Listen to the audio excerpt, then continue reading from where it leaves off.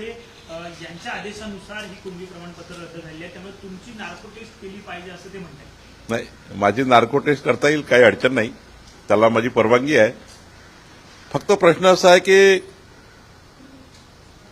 जे जात पडताळणी जो एक विभाग आहे हा अर्धन्यायिक आहे, क्वासी ज्युडिशियरी आहे. त्याच्यामध्ये आम्हाला हस्तक्षेप करता येत नाही शासनाला. कुठलाही शासनाचा अधिकारी मंत्री या अथॉरिटीला फोन करू शकत नाही.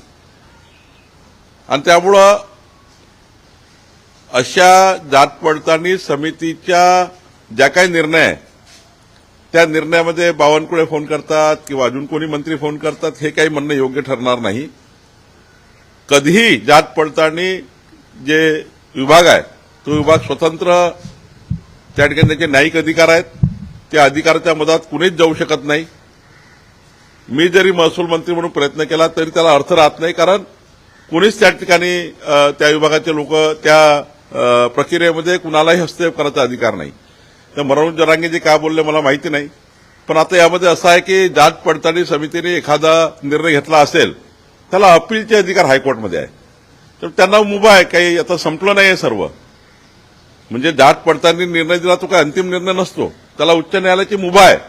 त्यामुळं जर असं वाटतं कुणाला की बाबा आमचा अन्याय झालेला आहे, जात पडताळणी त्या ठिकाणी आम्हाला काही न्याय दिला नाही, तर उच्च न्यायालयात जाऊन त्याच्यावर तात्काळ आपल्याला स्टे आणता येतो किंवा तात्काळ त्याच्यामध्ये अपील करता येतं.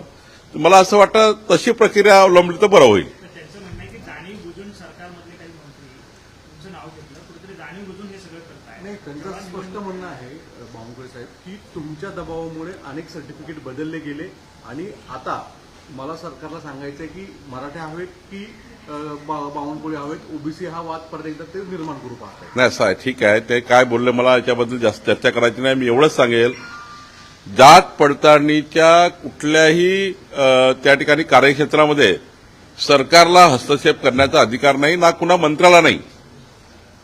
त्यामुळं जात पडताळणी हे स्वतंत्र काम करणारं त्या ठिकाणी अर्धन्यायिक प्रक्रियेमधलं एक त्या ठिकाणी हा अर्धन्यायिक प्रकरणं सारखे त्या ठिकाणी त्यांना निकाल करावे लागतात.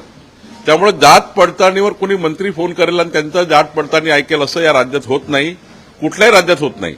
आणि त्यामुळे मला असं वाटतं याचं काही जरांगीजीला वाटतं की बाबा काही आमच्या मराठा समाजाचे प्रमाणपत्र रद्द झाले असतील ते कोर्टामध्ये दाद मारू शकतात, हायकोर्टमध्ये त्यांना त्या ठिकाणी रिलीफ मिळतो.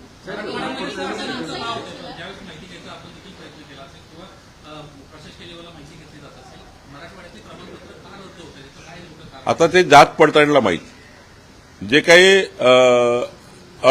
त्या ठिकाणी ती समिती आहे जात पडताळणी समिती, ही समिती चेक करतं जे काही कुठल्या समाजाचे, मग ते ओबीसी समाजाचे असतील जे काही असतील.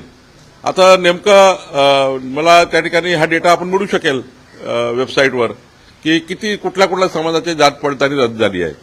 केवळ आता मराठा समाजाच्या लोकांची झाली का की इतर लोकांची झालेली आहेत, त्याचा डेटा आपल्याला त्या ठिकाणी वेबसाईटवरून घेता येईल. पण मला असं वाटतं डेटा येईल एखाद्या वेळी, तुम्ही घेऊ शकाल.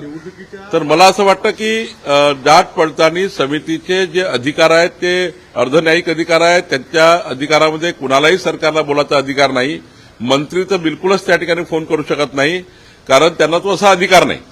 त्याच्यामध्ये पण एक विचारायचं की निवडणुकीच्या आधी ज्यावेळेस अर्ज दाखल करतात त्यावेळेस अनेकांनी प्रमाणपत्र घेण्याच्या ऐवजी नंतर घेतली ती मुभा पण होती अर्थात प्रमाणपत्र सादर करण्याची जात. आता हे प्रकरण हळूहळू समोर येत आहे, मग याला काही जण राजकीय रंगजीव पाहतायत का की प्रशासकीय कामकाजामधली ही त्रुटी होती म्हणून या गोष्टी समोर येत आहेत? मी तुम्हाला वारंवार सांगतोय, आपण वारंवार रिपीट करताय की तुम्ही या प्रकरणामध्ये जात पडताळणी समिती ही स्वतंत्र अधिकार असलेली समिती आहे. यामध्ये कुठलाही मंत्री सरकारचा काही त्या ठिकाणी अधिकार नसतो. ती समिती त्यांच्याकडे असलेले डॉक्युमेंट पुरावे बघून निर्णय करतं. त्यामुळं आधी आपण कास्ट सर्टिफिकेट काढल्यानंतर त्या कास्ट सर्टिफिकेटची व्हॅलिडिटी जी आहे ती व्हॅलिडिटी कमिटी ही आहे. त्यामुळं या व्हॅलिडिटी कमिटीने समजा किंवा जात पडताळणी समितीने जर समजा एखाद्या वेळी काही निर्णय दिला असेल तो चुकला असं वाटत असेल, त्याला हायकोर्टमध्ये जाण्याची मुभा आहे.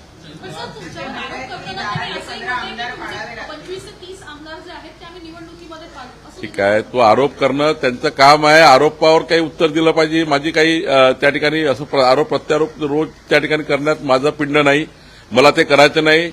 कुठल्याही जरांगे पाटील यांनी केलेल्या आरोपावर बावनकुळे असे बोलले हे करायचं नाही आहे. मला फक्त वस्तुस्थिती सांगायची आहे की जात पडताळणी ही स्वतंत्रपणे काम करणारी एक कमिटी आहे. त्याच्यात कुणालाही अधिकार नाही. कुणाला जर वाटतं की आमच्यावर अन्याय झाला तर हायकोर्टमध्ये तातडीनं त्याच्यावर सुनावणी घेता येतं किंवा हायकोर्टमध्ये अपील करता येतं. पोलीस भरतीच्या वेळेस 2016ला मराठ्यांची पोरं घेतली नाही, मराठ्यांच्या पोरांना डावरलं गेलं आणि हे जाणून बुजून केलं असा आरोप त्यांनी केला. त्यांनी काय बोलले यावर मी काही उत्तर वारंवार देणे काही योग्य नाही. मी जे माझ्याबद्दल सांगितलं की कुठल्याही मंत्र्यांना जात पडताळणी समितीला फोन करण्याचे सूचना देण्याचे अधिकार नाही. जरांगे पाटील असं देखील म्हणतायत की बावनकुळेंमुळे मी देवेंद्र फडणवीस यांचं इतकं वाटोळ करीन की त्यांना मोजता येणार नाही. देवेंद्र फडणवीसांना बावनकुळे महत्वाचे की मराठी? असं आहे, मी वारंवार सांगतो, जरांगे पाटील काय बोलले याचं उत्तर देण्याकरता खऱ्या अर्थाने मी त्यांचं प्रतिउत्तर देणार नाही. मी वस्तुस्थिती सांगेल की वस्तुस्थिती ही आहे. आता वस्तुस्थिती मी मांडली आहे, त्यामुळे जरांगे पाटील साहेबांनी काय बोलले याच्याबद्दल मला फार काही या ठिकाणी ते प्रतिउत्तरात जायचं नाही. मोहन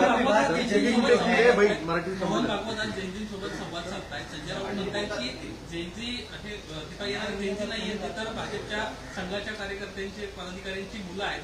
मला जो संवाद साधायचा होता तर तो दिल्लीच्या जंतर मंतरमधल्या तरुणांशी साधायला पाहिजे. संजय राऊत साहेबांना अजूनही संघ समजला नाही, त्यामुळे ते असे बोलतात.